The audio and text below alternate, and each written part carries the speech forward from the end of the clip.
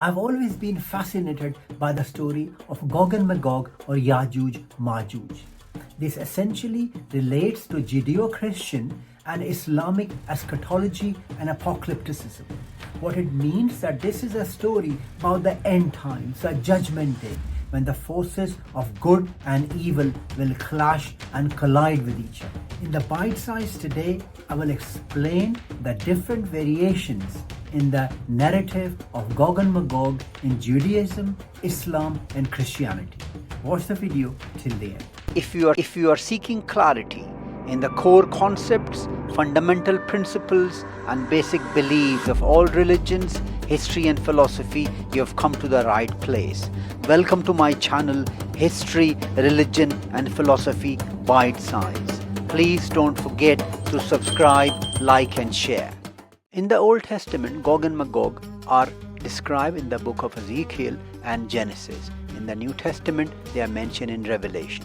By the way, if you're not sure about the books of Bible, please follow my video, the books of the Bible, and they're mentioned in Quran. Gog and Magog are mentioned twice in the Quran. We'll also look at a medieval book called the Alexander Romance, and of course, there's a huge Islamic hadith corpus describing the Gog and Magog.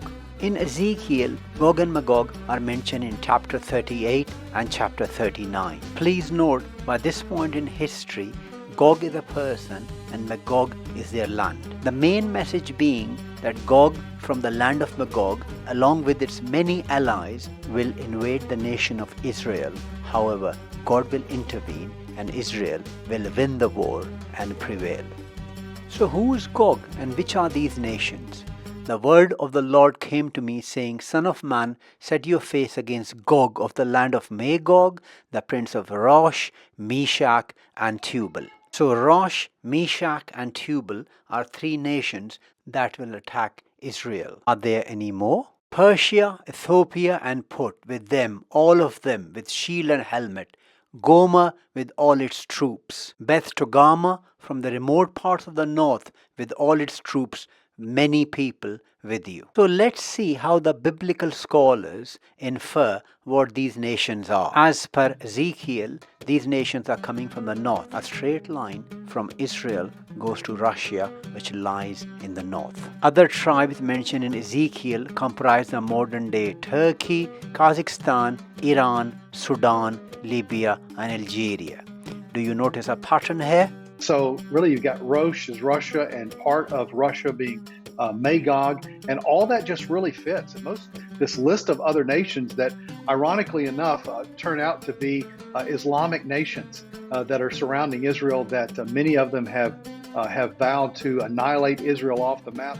So according to some of the biblical scholars, Gog and Magog are actually Islamic nations that will invade Israel at the end of times along with the help of Russia. However, God will intervene and Israel will win the war. Let me bring here an important point about the word Rosh, which has been translated or understood to be Russia. As you know, there are over 900 English translations of Bible, some of the most important one being the American Standard Version, the King James Version, and the New International Version. If you look at the King James Version, one of the popular ones, there's no word Rosh or Russia. It's just Meshach and Tubal. Similarly, in the NIV version, which is also popular, there's no word Rosh. However, it appears in the American Standard Version along with Meshach and Tubal. Therefore, this is a matter of controversy between scholars as to the word Rosh or Russia should be taken as a noun or an adjective. The purpose of the bite-sized videos is to break down complex concepts into simple and easy to understand narrations. It requires a lot of effort and research. Please don't forget to like, subscribe, and share so we can spread the message as much as possible. Gog and Magog are people or names of tribe in Revelation or the New Testament. This is completely different to the Gog and his land Magog from Ezekiel. According to Revelations, after 1,000 years of peace on earth, Satan would be released and he'll go to the four corners of the earth to rally Gog and Magog to fight against the peaceful people of the earth. Before we move on to the Quranic version of Gog and Magog or Yajooj Majooj, it's important to look at Genesis and the genealogy of Noah and his sons. Noah had 3 sons, Shem, Ham, and Japheth. They survived the Great Flood and populated the earth. Modern day Europeans, Chinese, Koreans, Japanese, and Turks are thought to be the descendants of Japheth. Tribes of Magog are the progeny of Japheth and hence often attributed to the European and Oriental races. Ham's descendants populated mostly Africa, and the Middle Eastern Semites are basically descendants of Shem. Another source that I'd like to mention here is a fictionalized life of Alexander the Great called the Alexander Romance, around from 300 BCE to 300 CE.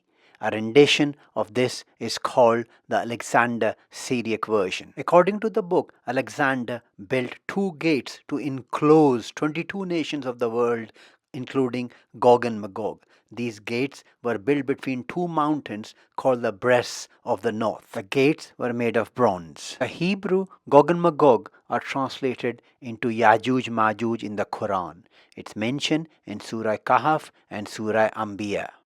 Surah Kahf tells us about the travels of Dhul-Qarnain, the one with 2 horns, and how he met a group of people who requested him to build a barrier between them and the evils of Gog and Magog. This barrier was built with molten metal between 2 mountains. Dhul-Qarnain warned them that when Allah's promise is over, the barrier would be taken down. Some Muslim scholars have speculated that Dhul-Qarnain refers to Alexander the Great. However, Alexander the Great was a polytheist. Other scholars have attributed the character to Cyrus the Great Persian king. Surah Anbiya in Ayat 96 mentions that when the dam of the Gog and Magog would be opened, they will come descending from all elevations. Nowhere does the Quran mention the 3 sons of Noah or the fact that Japheth and his progeny, including Gog and Magog, will inhabit the lands of Europe, Japan, or Mongolia. This is a purely biblical narrative that has infiltrated the Islamic narrations with the help of some hadith. To my knowledge, there are 28 hadith or riwayah about Gog and Magog. It is beyond the scope of this bite size to discuss them all. However, I've posted some sahih hadith here. There are other hadith which comment on their facial structures, such as small eyes and flat faces, or the fact that they will drink a whole lake dry when they descend. Some hadith describe how they be able to break free from their barrier only when they say the word Inshallah.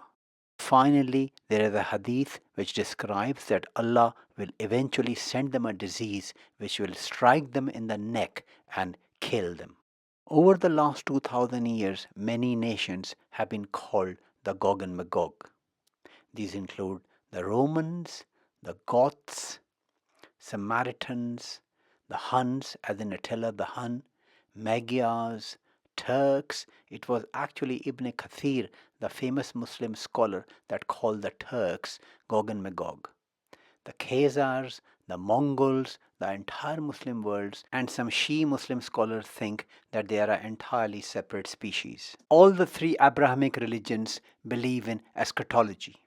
These include the return of Jesus, Antichrist or Dajjal, and the story of Gog and Magog. I hope you've enjoyed the video today. Thank you for watching.